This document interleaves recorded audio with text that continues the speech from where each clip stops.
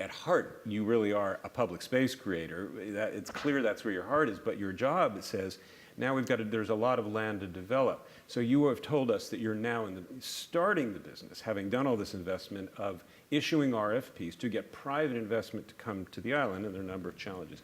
Can you talk a little bit about that relationship of private investment versus the role of the public sector in doing what you're doing? Well, for example, you couldn't drink the water on Governor's Island because it wasn't potable. So that seemed like a public sector. That seemed like our side of the ledger. That was pretty clear.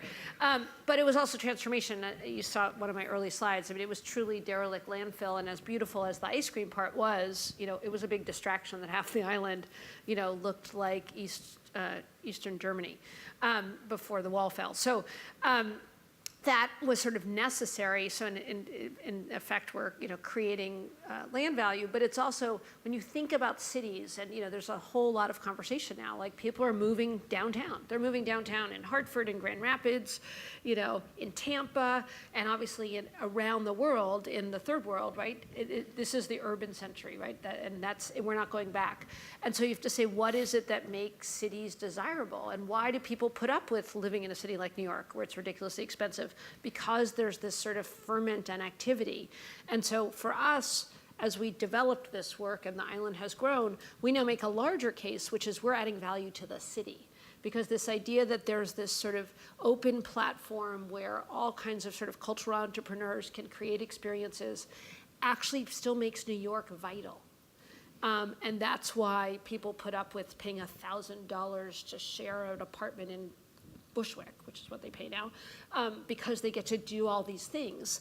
That's why people live in cities, right? Because you're trading off, right? You can live in other places where you have more private space, but you don't have that ferment. So my real job is, as you said, economic development, finding tenants. We have our first commercial tenant coming online at Destination Day Spa. Their revenue will help increase our boat schedule and contribute to our bottom line. But we also look really fundamentally at kind of what's going on in cities broadly and what makes people want to live in cities, right? Because there's a fundamental trade-off. And it's not just anymore the young, right, who want to live in cities. In New York City, we're seeing, tons of people with kids.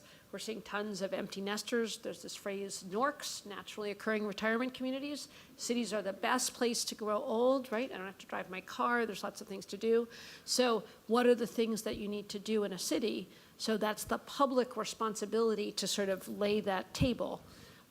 In our case, it was some basic stuff like the seawall, so the island didn't float away, water, but also we had to transform it. It wasn't really a choice. We took down, 35 buildings. You can look online and watch us implode a building. It's quite fun to watch. We turned that into a little drama, but that was our responsibility, and it will still be a long haul for us to find tenants, fill all those buildings. But we're now answering a larger question about the vitality of New York.